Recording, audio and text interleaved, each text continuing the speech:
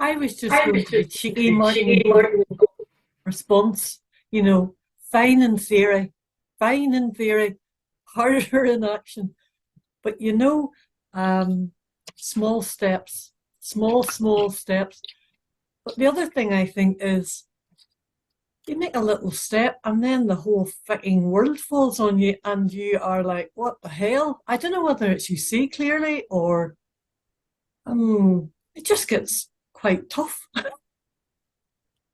I don't know why. Is it trying? Is it grasping?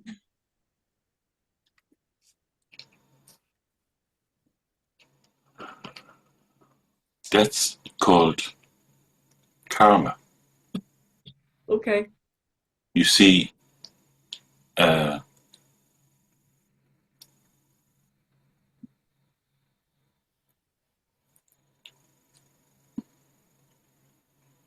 yeah, I don't want to go into it too much, but like, That's all right.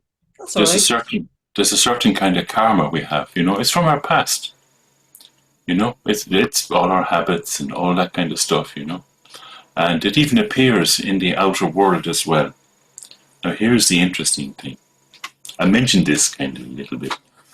The interesting thing is that our kind of immediate reaction, you know, when the brown stuff hits the rotating ventilator,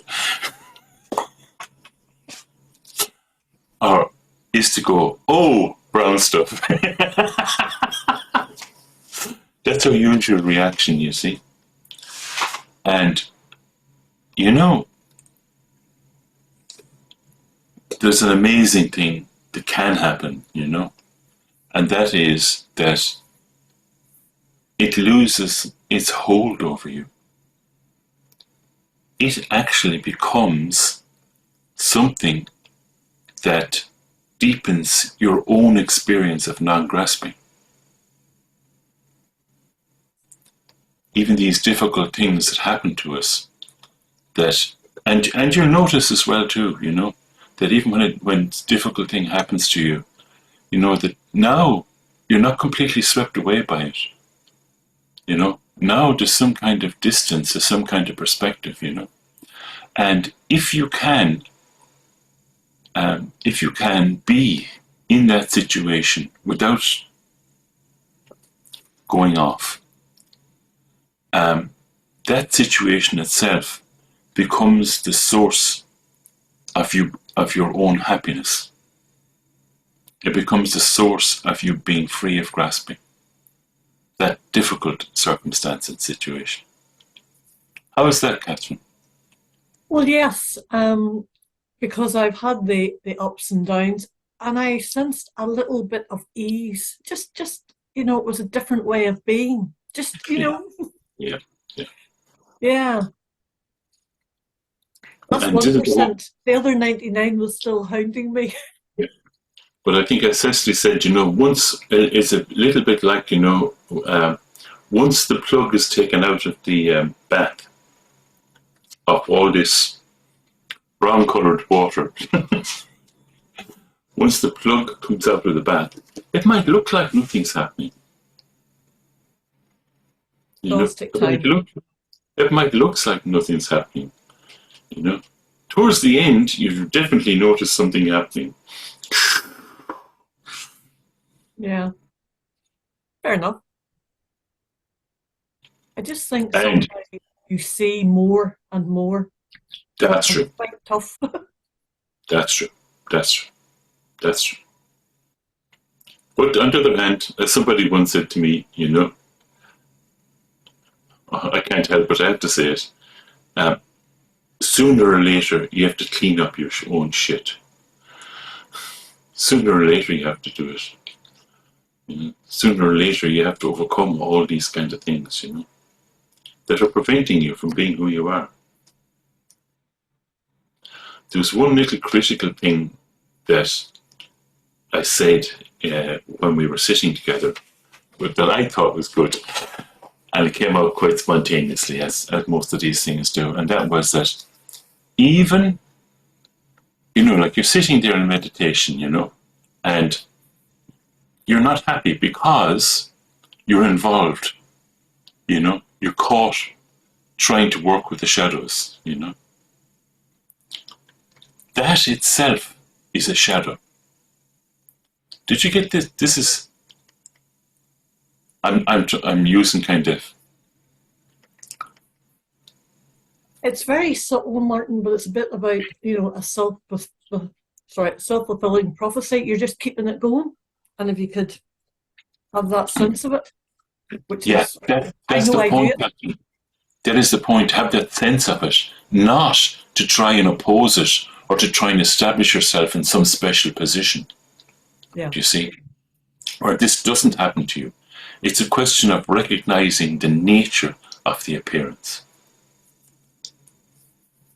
You know, there's an awful lot in this, Martin. It doesn't come easy to us. But we keep trying, we keep turning up. Yeah, I noticed, yeah. Thank you. And one day you won't turn up and it'll be because you become fully enlightened. But that's the thing, what you were saying, Catherine, about it, you see more. But actually, that's also karma, because the seeing allows you to get out of the shit.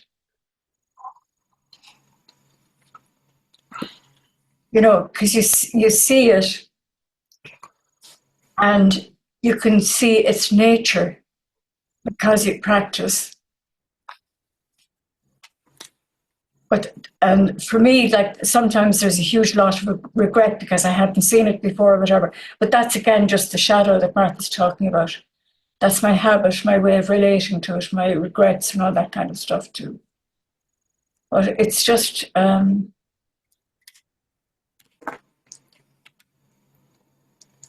not trying to oppose it. Yeah, and allowing yourself to be. I don't remember your words, Martin, but just to do it, you know. And sometimes even noticing the stuff I find can bring me to remember nature. Yes, especially if you keep falling into the same old traps or the same old situations. I know. It's like, I've heard that tune before. Here we go again. Yeah, That's dance. exactly. Every day. Yeah. What's different now? What's different now? This is an interesting one. Same thing, same, you know, you've fallen into the same hole. There's something different. You see it.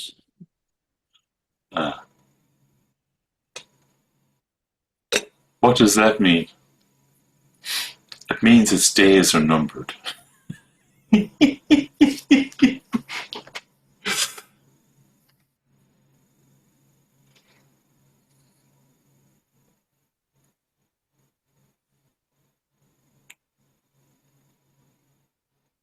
But I Martin, think could there's I lots of. say- Sorry, Catherine. No, go ahead, Maura. Martin, a couple of weeks ago, I asked you, I had said that I was questioning, like, why am I doing all this whenever, the people around me aren't? But they seem to be getting on with their lives the best. But I was with my daughter on Thursday and she showed me a video of these two women in a street killing one another. They're on drugs, fighting. Like it was really shocking to see. And I came away just so blessed that I have come across this. And like I think as well, like you can live in your own wee bubble and you forget of the suffering that actually is out in the world. Like it really shocked me to see the video, them pulling the clothes off each other, and like it was really shocking. And I feel we are definitely so blessed to be here, to hear this, to find ease within ourselves and all. That's how I felt after seeing that video. There's a lot of pain and suffering out there. Even close by, you don't have to put on the TV to see it. It's actually out there, but you live in your own wee bubble that I don't realise what really is gone on outside my gate. Do you know? Yeah. There's a lot of fake news, advertising. Oh, it's all wonderful, you know. I hope what I'm going to say next doesn't. This is not meant to be an attack on doing well, you know. But oh God, maybe I'll say it, but please forgive me. Okay, please forgive me. You know, is that I have some friends, and they were telling me that they were at a party or something like that, you know, and they were saying about how their children are doing so well, you know, and that they made sure to put them into the right schools, you know, and that you know, they're doing really well, you know, whatever, you know. And that's, I managed to avoid it, what I was going to say. That's the conventional way of looking at it. Oh, it's fantastic. It's worked out so well. We made the right decisions, you know. How are your children? Are they happy? That's the question. Are they actually happy? Are they actually content? That was the tough bit. You know, the idea of success, the idea of everything is fantastic, you know. If only you use the right washing powder.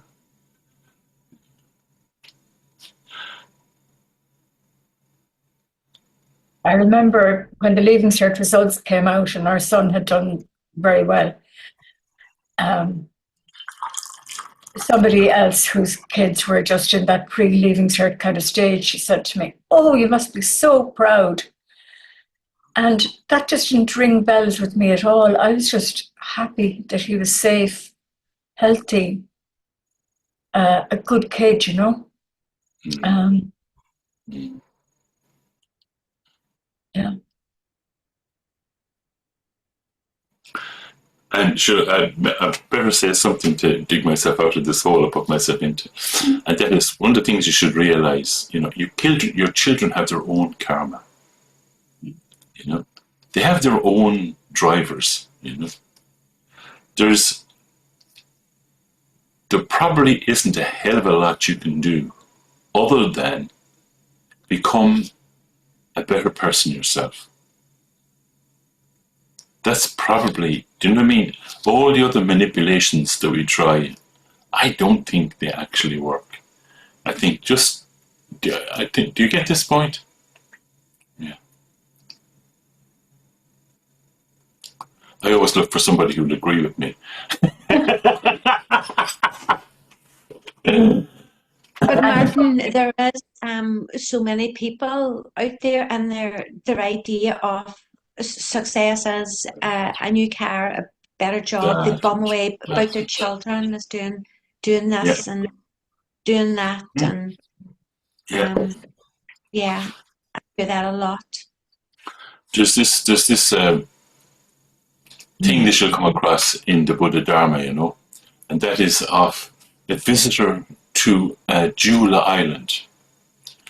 You arrive on a Jewel Island where there's loads of jewels around, you know, and you leave with your pockets empty. Why would you do such a thing? The jewel, you know, is this developing ourselves, working with ourselves, not admiring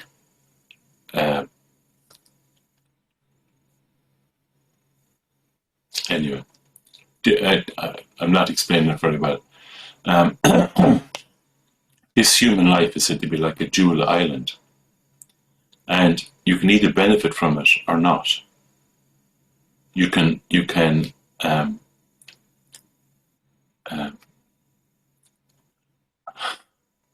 I'd say it. You know, what are most people doing? Passing time until they die. Seriously, you know. Get involved in this, get involved in that, you know. Just a way of passing time, you know. And us idiots, we idiots, we can actually use that same time to take control.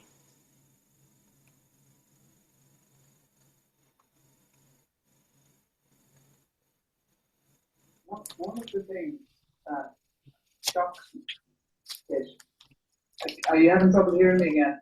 Yeah. Get a bit When you closer to get the closer, mic there. okay. Carry on and I'll do something. No, go ahead. Oh, yeah, okay.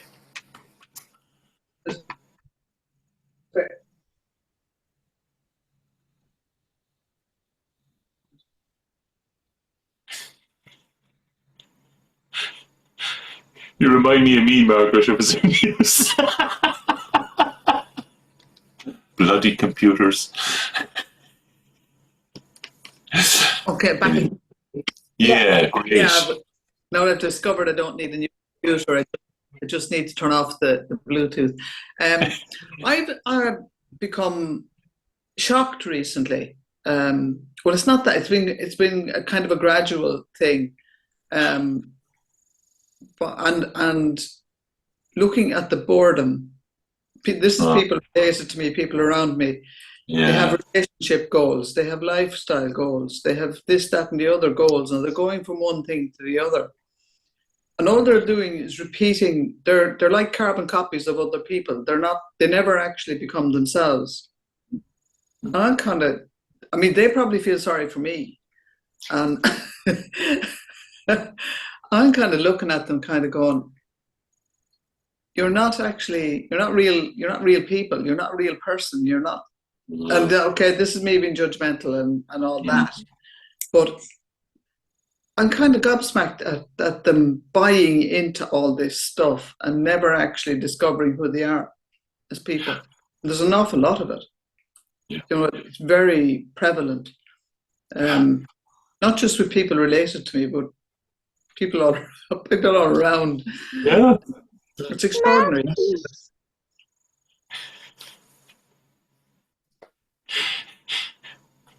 Yeah, I think there's something not to be forgotten here, though, and that's that sometimes you could be very successful and realize that that is not actually floating your boat. And then that's a very powerful driver for Dharma. Yeah. And the other point I would make is that I would approve of education of children, because if nothing else, they can afford to pay for their own therapy, then you're not stuck with the bill. Yeah, the thing, you know, like, it's kind of cute, this, you know, like, we were doing a practice this morning, you know. Anyway, I need to find it because it's very amusing, you know. And you see, this isn't about, what you call it, hair shirt Buddhism. Mm-hmm. Yeah, you know, to actually have a good job, that is actually a blessing. That is the fruition of positive karma. You know, to be wealthy is actually a fruition of positive karma, right? To have the time to do these things, fruition of positive karma. I just reminded here one, to have the money that you could go on retreat. I must tell you about this, but anyway, to have the money where you can go on a retreat, you know. These are actually very, very positive things, you know. And so I agree with you 100%. Maureen, yeah. I know, it's going, it's not Margaret, it's not. I'm terrible with names. I agree with you 100%, you know. Yeah, to have a good job, to have a good education, you know, all that kind of stuff is brilliant. Yeah, it's possibly a better kind of launch pad. Of course, therapy is a very middle class thing anyway, so.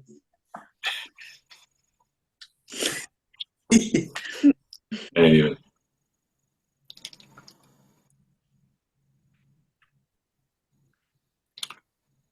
How did you find the thing at the beginning when I said that you have no control over what appears in your mind? Had that ever struck you before?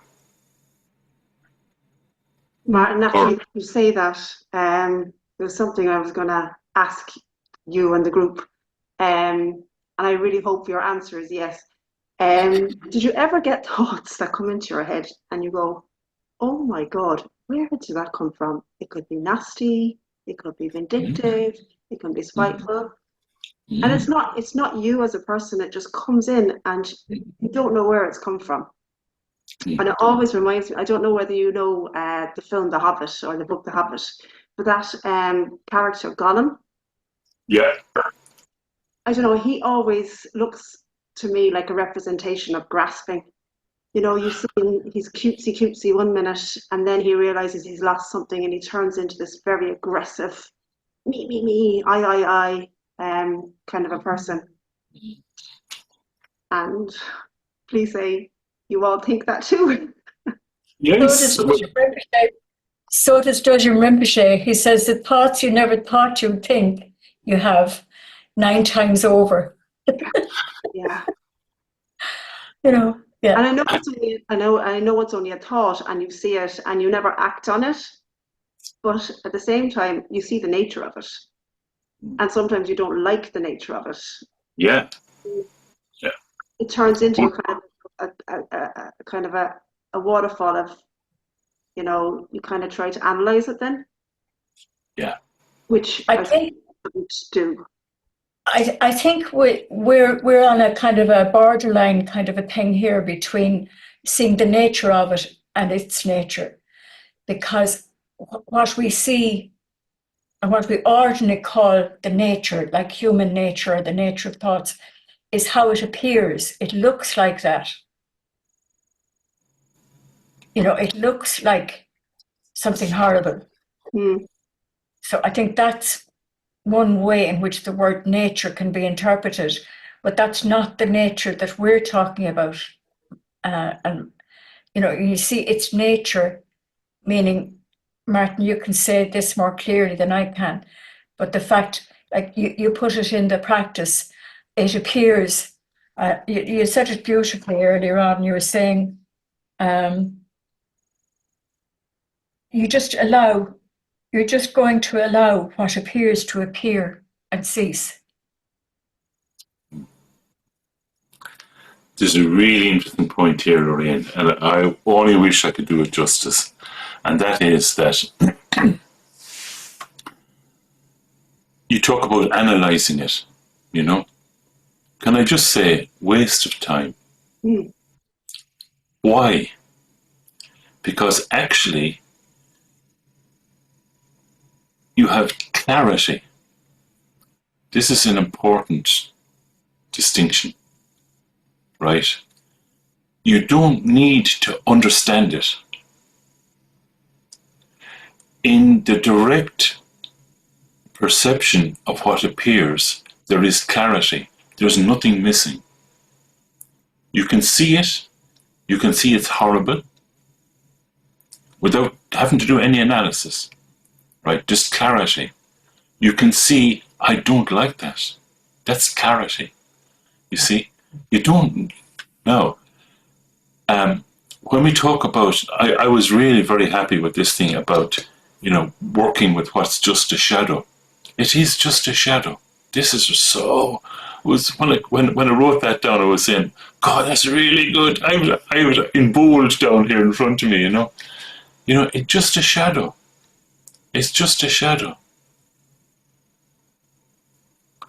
And I agree with Catherine. Easy to say these things, but actually, if we don't bloody practice it, you know, it's just theory. Yeah. I suppose the important point is that you see it, and you just allow it to be, and it disappears. Yeah, and it's interesting as well too. Like it's also like emotions, you know, like out of nowhere, you know. Say, for example,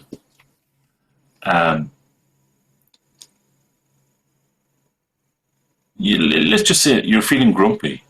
You know, I'm sure this must have happened. You know,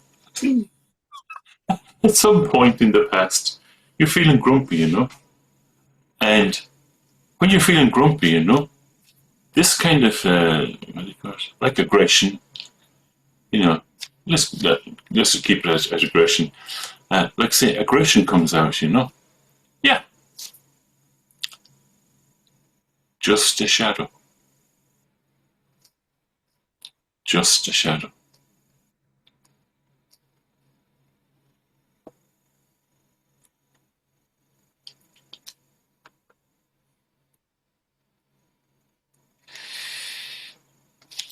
Circumstances and situations, this thing appears. It's just a shadow. It's not you.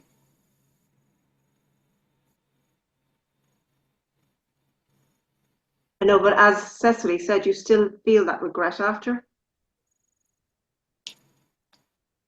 That also is just a shadow. It's Right. fine to see it. It's absolutely fine to see it and feel it.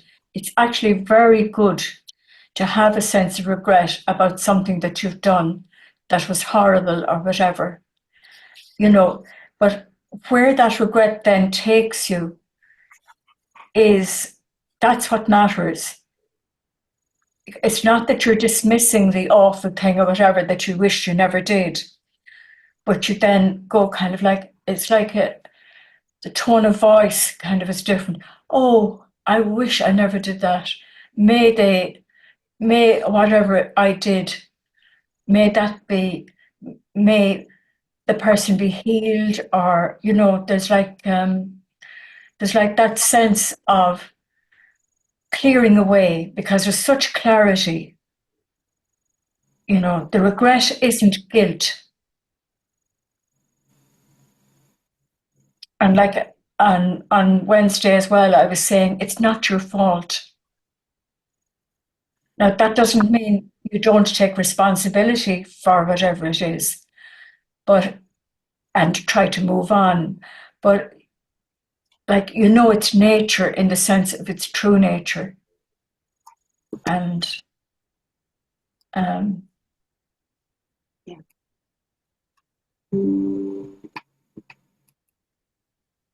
It's hard to find words sometimes because there's like a depth of understanding. I don't have the right word for understanding. Martin used the word discovery, and I think that's really, really good because it's like a discovery that kind of bypasses all the stuff, all the shadows, and it's in the clear then, you know.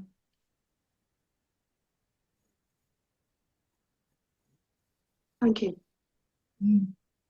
Thank you. Martin? Yeah, I was just thinking joyful to have such a human birth, free and well favored. And I think we all have kind of opportunity to change and to move on. And I have found it myself that if you try and hang on to the old things and you get stuck and it's but if you move on, you get that sense of freedom and new ways of doing things, and it's fantastic, and that's what I find anyway. What is it like? Just one word that comes to my mind when you're talking, Dennis: fresh. Yeah. Everything is fresh. Yeah. I was even saying to Martin yesterday, because this old house, it still needs looking after and all that kind of stuff. And my sister and her daughter are here. And I just was saying to Martin how I find it's easier even to mop floors. My mind isn't in the same stuff as it used to be in. You know, Yes. I find shortcuts as well. Because I'm not as neurotic about it. Which is really good. It's interesting as well too. You find yourself, you know, and you don't have so much resistance. You see, you know. I think you know my famous example of what's my definition? Morris will tell you this one as well too. What's Martin's definition of a Buddhist? Martin's definition of a Buddhist is someone who leaves a public toilet in better condition than they found it.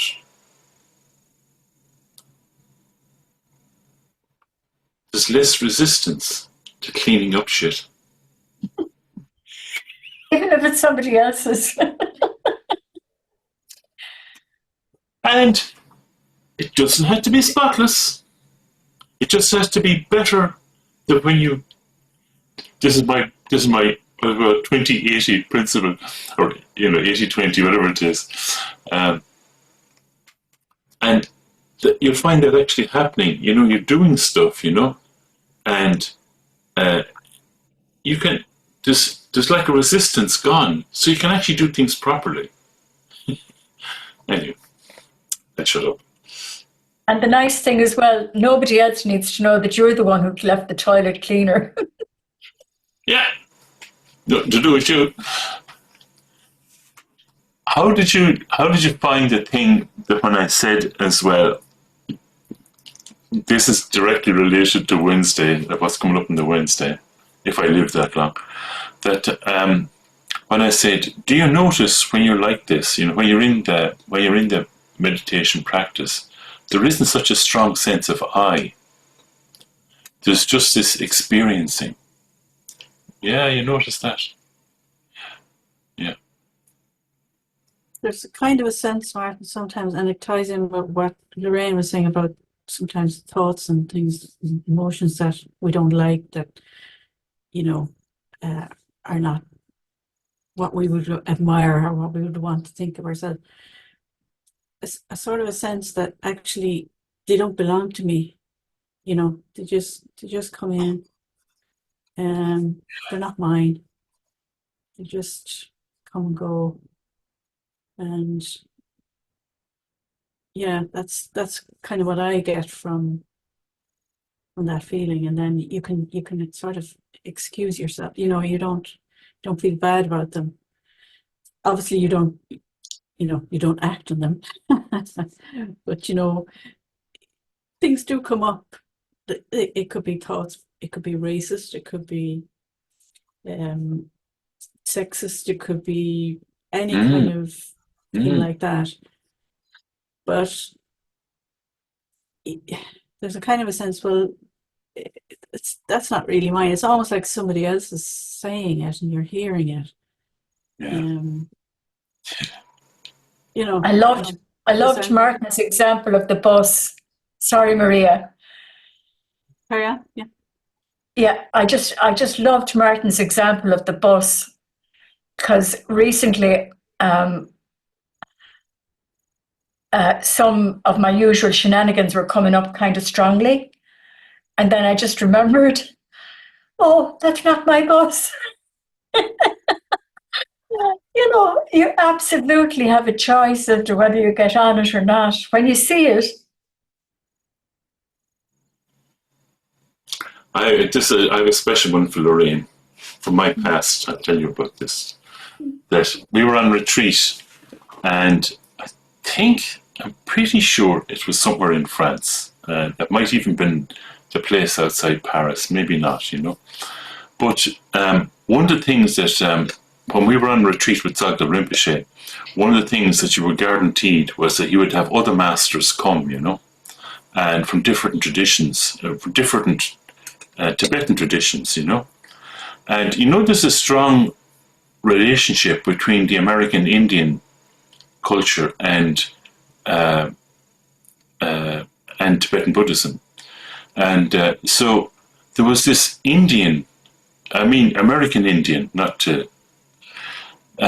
this American Indian master came, and he had us sit in pairs, directly opposite one another, like this, and we were quite close, and you looked into the other person's eyes, and the guy I was sitting with, he was mixture Asian, European, culture, you know. So I'm sitting there looking into this guy's eyes, you know. And next thing, this thought came into my head. You fucking neat-nog. Do you know, all that stuff, you know, complete vitriolic kind of, and I was kind of, Jesus Christ, what's that? I continued looking into the guy's eyes, right? And I had this experience, a real strong feeling. That's a Buddha. I could see this amazing, you know. So it doesn't matter what. I hope that's helpful, Lorraine. Okay, so yeah, we Thank didn't you. It's leave. very, very helpful, Martin. Okay, we didn't leave. If you need to go, you need to go. I'm going to have to go, guys. Thank you so much Yeah. this morning. It was very good. Thank you. Lorraine. Bye, everyone. Bye. Bye bye. Should we call a halt?